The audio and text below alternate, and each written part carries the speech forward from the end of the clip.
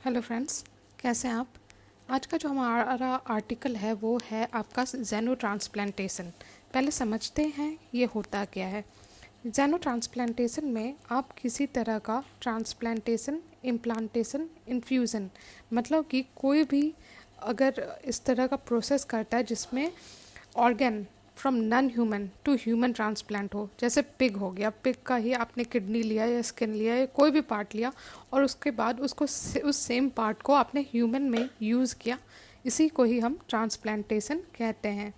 और इसमें मोस्टली हम देखते हैं कि पिग्स का बहुत ज़्यादा यूज़ होता है उनके ऑर्गन्स का, क्योंकि बहुत हद तक इनका जो ऑर्गन्स है वो सिमिलर है ह्यूमन से और इसलिए इजीली यूज़ हो पाता है।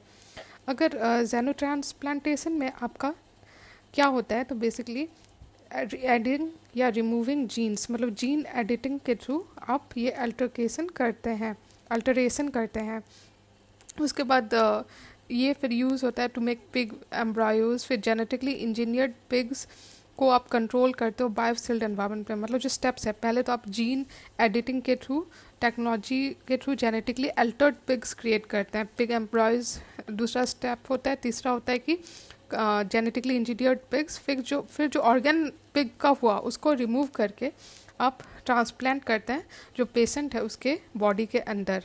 और जो पेशेंट है उसको इम्यूनो सप्रेसेंट ड्रग लेना पड़ता है। क्यों?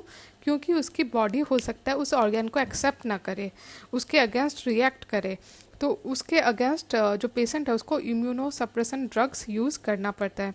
इसका बेनिफिट है कि जो हमें अलग अलग ऑर्गन्स की ज़रूरत पड़ती है या सेल्स, टिश्यूज़, ये जो ऑर्गन शॉर्टेज का जो गैप है वो हमें डील करने में हेल्प होगा, जो गैप है वो कंप्लीट होगा। दूसरा कि इससे क्या होगा कि जो ग्राफ्ट रिजेक्शन है बाय मॉडिफाइंग डोनर टिश्यू, मतलब कि कई बार क्या होता है